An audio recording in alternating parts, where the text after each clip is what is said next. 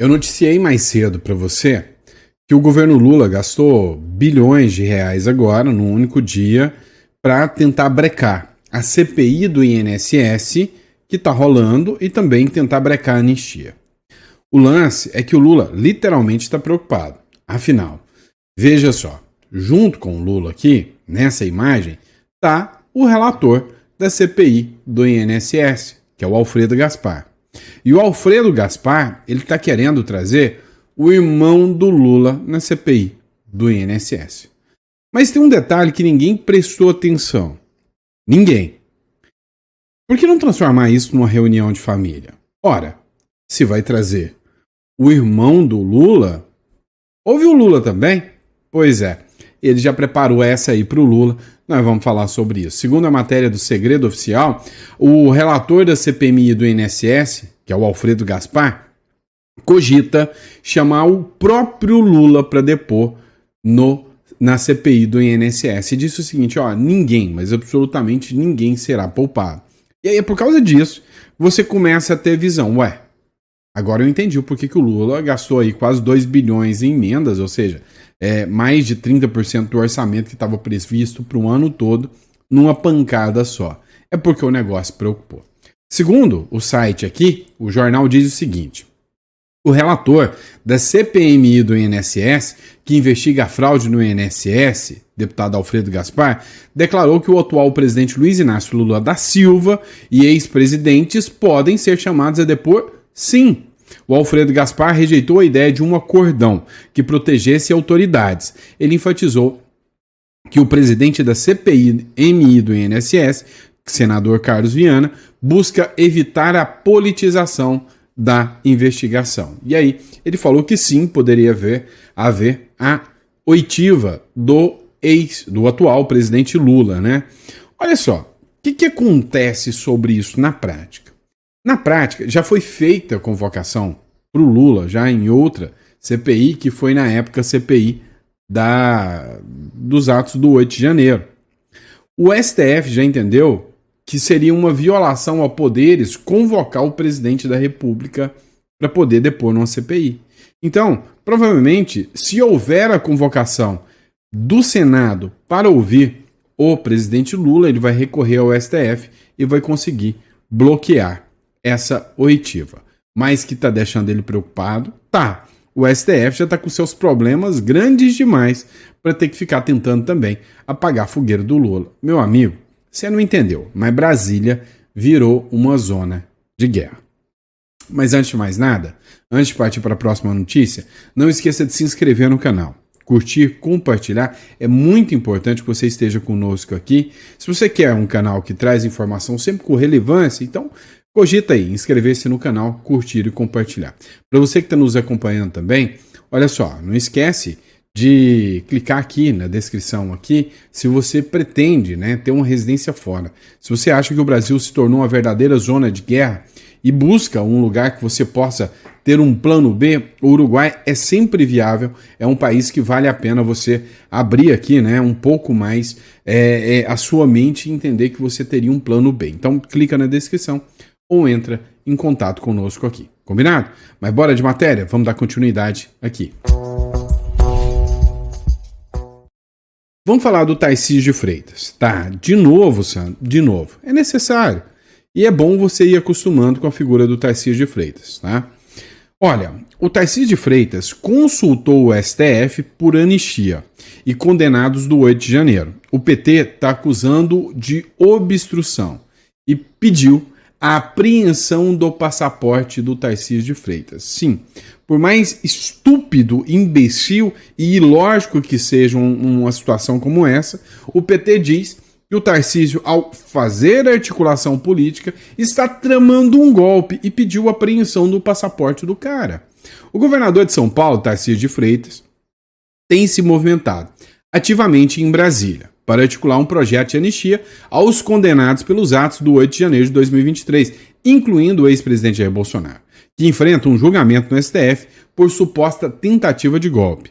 Em reuniões com o ministro do Supremo, Tarcísio busca construir um texto que resista a questionamentos de inconstitucionalidade, uma clara tentativa de desafiar a postura rígida da corte, que insiste em criminalizar manifestantes e lideranças políticas sem considerar o contexto político da época.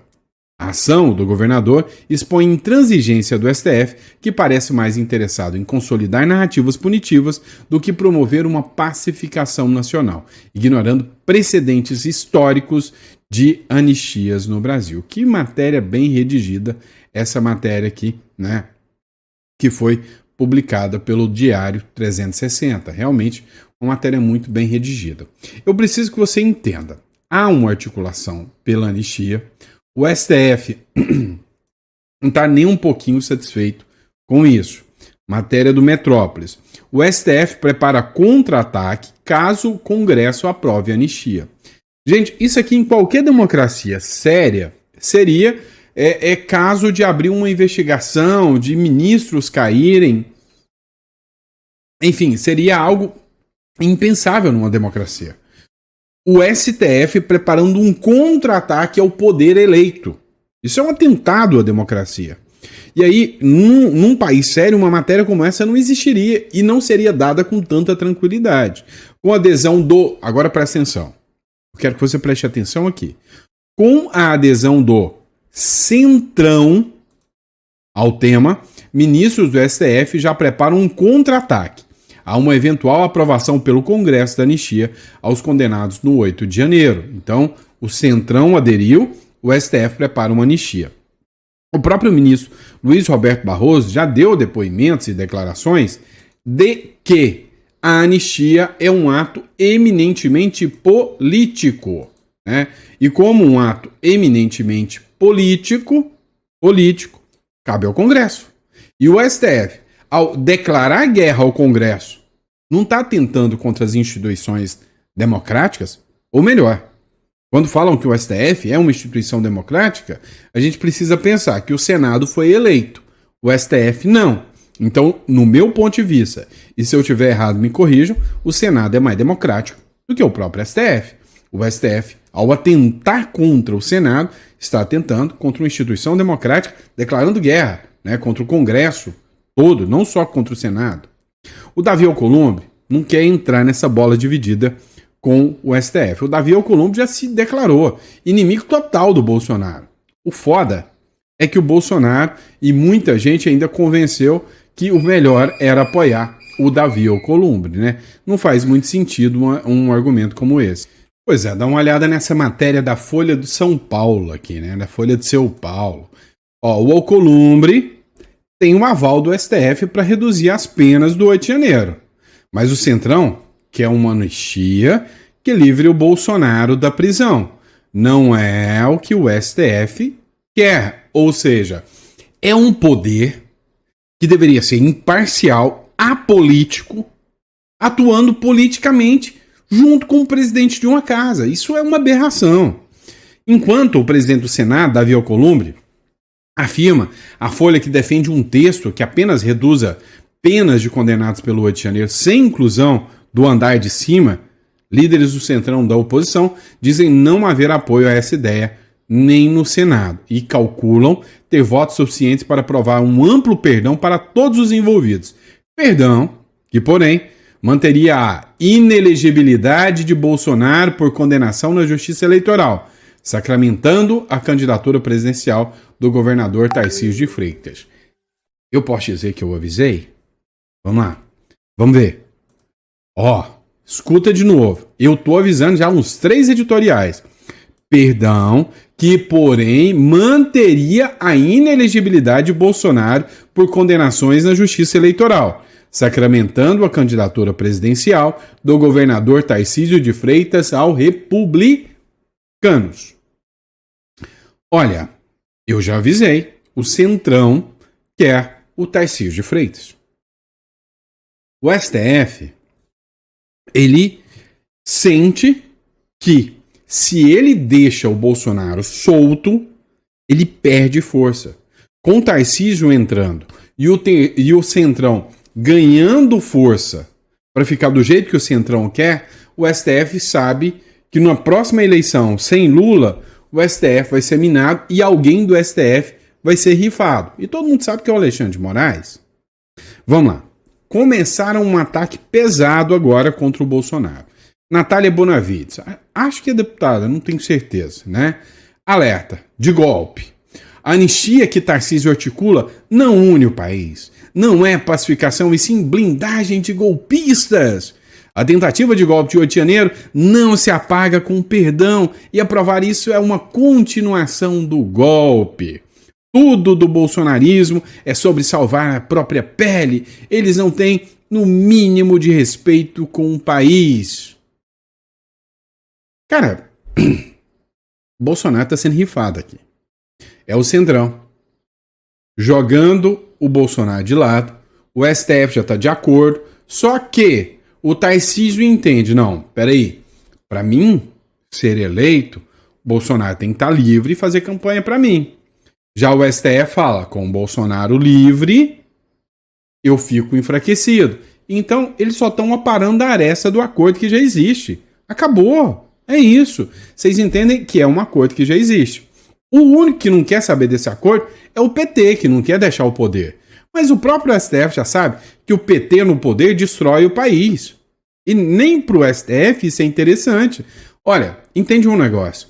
Só está acontecendo essa batalha dos Estados Unidos contra o Brasil por causa das manifestações do Lula, da atuação do Lula. Então, na prática, nem o STF, isso aí eu já falei milhares de vezes, queria o Lula. Teve que admitir o Lula. Mas o STF mesmo sempre quis o teatrinho das tesouras. O STF queria o Aécio na época lá da Lava Jato. Vocês sabem disso, eu não estou falando besteira. E aí vem, ó, o deputado do PT acionou o STF contra Tarcísio por articulação de anistia. O deputado federal Rui Falcão apresentou no STF uma representação contra o governador de São Paulo, Tarcísio de Freitas, por possível crime de obstrução de justiça. Segundo o documento, teria viajado a Brasília durante o julgamento da ação penal que trata dos atos do 8 de janeiro para articular apoio político a um projeto de anistia em benefício de Jair Bolsonaro. É um projeto que corre no Congresso. Esse povo deve achar que a gente é muito burro. Na verdade, a gente é muito burro, né? Para deixar tudo isso acontecer. Ou seja, esses caras, eles articulam essa pauta aí, falando, olha, é um golpe, é um projeto que está andando dentro do Congresso, com gente eleita. E são os deputados e senadores que votam. Isso sim é democracia. Golpe é interferir contra as decisões do Congresso. E aí vão fazer o quê? Pegar o Tarcísio, né? Agora, a gente precisa entender o seguinte. Dentro desse jogo, e aqui a gente... Ó, eu não tô aqui para fazer oba-oba para você. Você tá procurando um canal que... Gente, o Bolsonaro vai bater o pé na mesa. Se você procura esse tipo de canal, errou. Errou! Aqui não. E a gente vai falar a real. O jogo já tá planejado. O Arthur Lira foi até o Bolsonaro. Ficou 2 horas lá dentro conversando. Quem que é o supra-sumo poderoso do Centrão? Arthur Lira. Quem deixou o Arthur Lira ir lá conversar com o Bolsonaro? Alexandre de Moraes. O que eles falaram? Não sei. Penso que seria o Bolsonaro. É o seguinte, não entre em atrito com o Tarcísio, nós vamos aprovar uma anistia, junto com o Centrão, o Kassab já entrou nessa, todo mundo já entrou nessa, nós vamos aprovar essa anistia, o Tarcísio vai levar o mérito de ter conseguido a anistia para você, nós vamos derrotar o STF, porque o STF está querendo uma anistia, mas que te mantém preso, só redução de pena, é o que o Alcolumbre quer, mas nós vamos bater de frente. Então, você sai livre, Bolsonaro, o Tarcísio ganha a eleição, o STF abaixa a bola e aí pacificou o país, tá tudo bonito. Só que tem um detalhe tão grande que vocês não pararam para pensar se isso acontecer. É melhor que o PT? É melhor que o PT. Não tenho dúvidas. Mas, você já parou para pensar que se o Tarcísio ganhar em 2026, ele vai entrar devendo até a alma pro Centrão? Para o Tarcísio entrar agora, ele precisa do PP, do PSD, do Kassab, ele precisa do União Brasil, ele precisa de todo o Centrão, 100% aliado. O que o Centrão busca é, vamos ter mais poder do que o STF com o Tarcísio. O Centrão vai mandar no Brasil inteiro. A direita vai estar eliminada porque o Bolsonaro vai estar fora do jogo. o Centrão vai mandar em tudo, o PT vai ser massacrado e a gente vai dialogando com o STF igual o Tarcísio está fazendo. Só que o Tarcísio vai entrar devendo até a alma pro Centrão. Eu tô falando besteira? Eu tô errado na minha análise? Coloca no comentário que eu quero saber. Bora lá, pessoal. Esse caso aqui, vocês devem ter visto isso. Olha só, preso na Espanha, o candidato mais rico do Brasil apela ao STF e perde. Você já ouviu falar do caso do João Henrique Pinheiro, né? Que é esse cara da foto aqui. Vou até chegar mais perto aqui para que você possa ver. Já viu esse cara aqui, né? O João Henrique Pinheiro? Pois é. Ele foi candidato. Concorreu. O cara mais rico do Brasil. O que acontece? O governo boliviano argumenta que ele foi lá na Bolívia, fez um negócio bilionário lá, deu calote, deu linha e praticou um belo de um estelionato na Bolívia. E deu linha, correu. Correu para onde? Para a Espanha. Chegando lá, a Espanha, por causa desse contrato que ele firmou, pediu, né, a extradição dele. A Espanha pediu ele. A Espanha prendeu ele. Por quê? Porque a Bolívia pediu a inclusão dele na lista da Interpol. E aí colocaram ele na lista da Interpol. A hora que ele chegou na Espanha, a Espanha, Alvral, catou ele. E aí o que ele fez? Ele ficou preso na Espanha. A Bolívia pediu a extradição dele lá da Espanha para a Bolívia, porque o crime foi cometido lá. O Brasil pediu a extradição dele, que se ele chegar na Bolívia, a Bolívia tem que mandar ele para cá, porque ele é um brasileiro nato. Só que ele entrou com um recurso, um habeas corpus, lá no STF. Falando, ô Barroso, ó, o que eu fiz, se fosse aqui no Brasil, eu teria toda a condição de virar até presidente da República. Tá? Eu fiz aquilo que aqui no Brasil, para nós, é lícito roubar os outros e fazer estelionar. Isso é a condição mínima para ser político no Brasil. E aí o pessoal da Bolívia tá achando ruim. Só que o Barroso falou o seguinte, olha, deixa eu te contar uma coisa, João. Eu não tenho poder para dar habeas corpus contra uma decisão do judiciário da Bolívia. Então eu nego o habeas corpus. Se fosse o Alexandre de Moraes, tinha mandado prender, né, os ministros do STF da Bolívia. Né? Não tem lógica, o juiz da Bolívia. Ó, resumo, fritando aqui dos ovos. A gente vê que o Barroso, apesar de tudo, ele ainda observa as normas e regras internacionais, enquanto que o Alexandre de Moraes causou o imbróglio completo com a justiça americana por não observar as regras e preceitos básicos dos tratados e convenções internacionais. E eu só quis usar esse caso dele aqui para mostrar isso para vocês. O Barroso, ele não está querendo entrar em atrito com outros países, não. Tá? Não é à toa que o Barroso está querendo pular fora do STF e pegar uma embaixada aí. Esta foto está rodando o mundo. Vem cá. Eu costumo acertar nas minhas previsões. Essa aqui eu errei bonito. Bonito. Ainda bem. Tá? Eu disse o seguinte, e assim, eu achei que era o óbvio, né? Falei, olha, fizeram essa denúncia do Tagliaferro. É uma bomba sem tamanho, assim como a Lava Toga. A mídia vai varrer isso para debaixo do tapete e vai ignorar isso aí. Vai jogar isso aí no nada. Errei. Porque a mídia tá postando isso o tempo inteiro. O Tagliaferro diz que enviou aos Estados Unidos material que acusa Alexandre de Moraes de fraude. Pois é. Por incrível que pareça, até o UOL, Folha de São Paulo, eu acho que o Moraes incomodou tanto que até a mídia estava procurando um jeitinho de dar uma minada e uma derrubada no Moraes. E agora, cara, tá em todos os jornais. O ex-assessor do ministro Alexandre de Moraes, do Supremo Tribunal Federal, Eduardo Tagliaferro, disse nessa quarta-feira que enviou aos Estados Unidos um material que, segundo ele, prova que o gabinete de Moraes, do Tribunal Superior Eleitoral, fraudou relatórios para justificar uma operação contra empresários bolsonaristas em 2022. O Tagliaferro informou que mais pessoas podem ser sancionadas a partir disso. Olha só o que disse o Tagliaferro.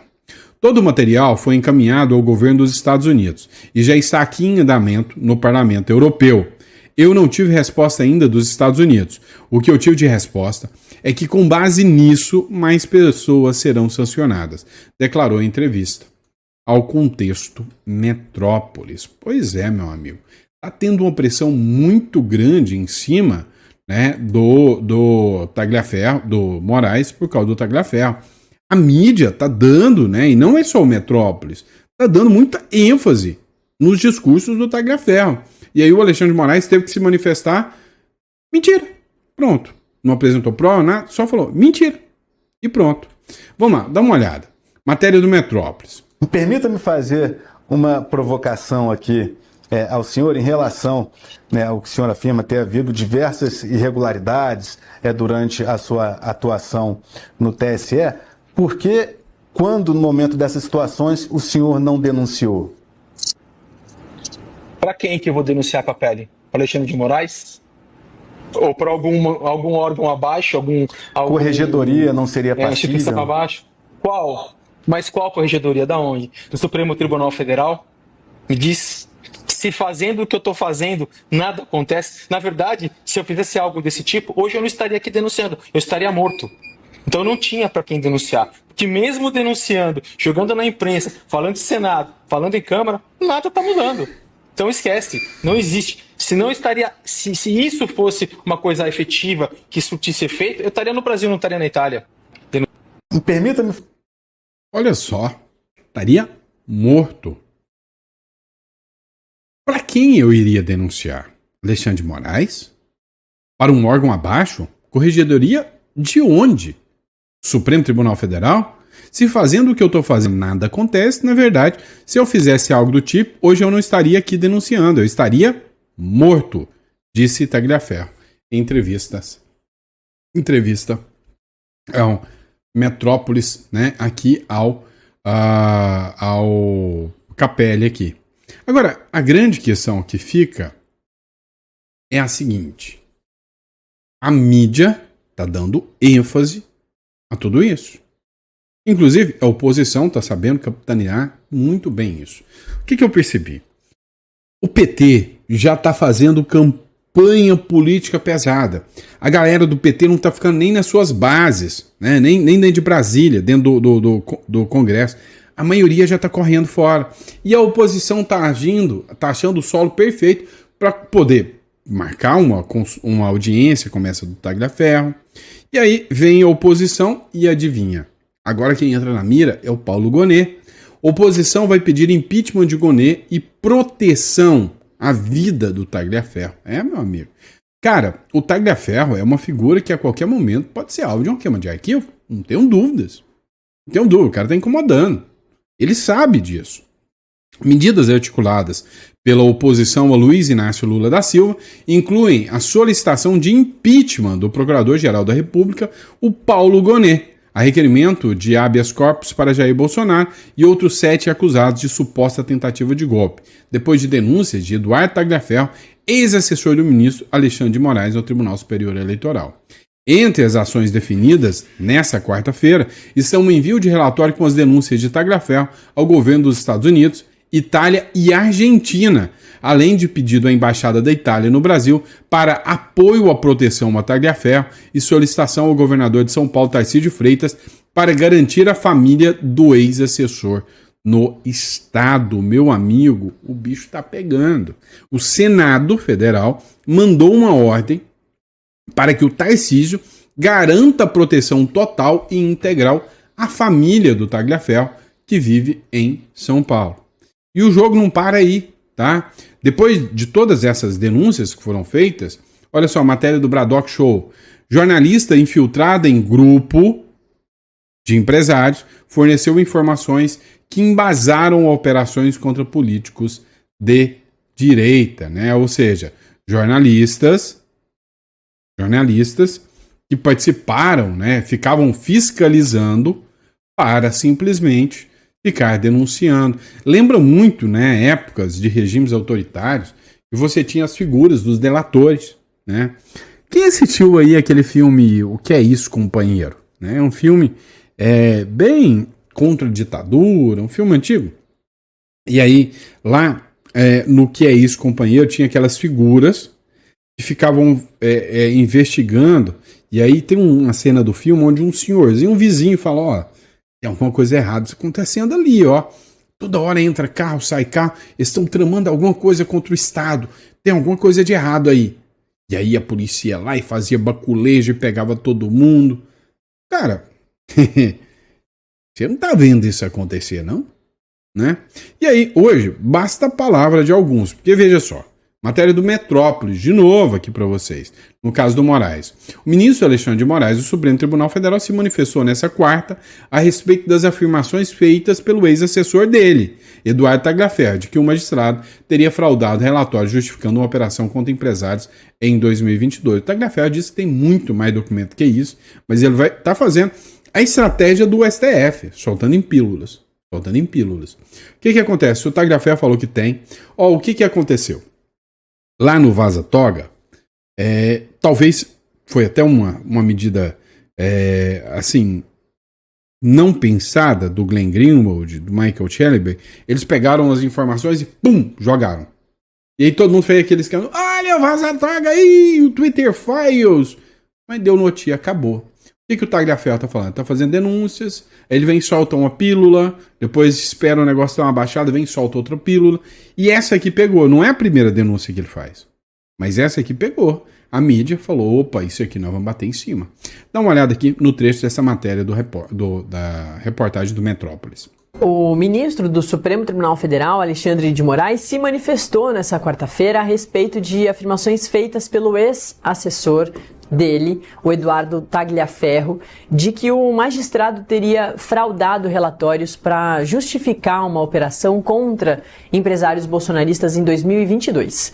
As queixas apresentadas por Tagliaferro contra Moraes foram feitas em uma participação dele na Comissão de Segurança Pública do Senado, de forma remota, lá na terça-feira, no primeiro dia de julgamento do ex-presidente Jair Bolsonaro e dos outros 7 réus do núcleo crucial da suposta trama golpista.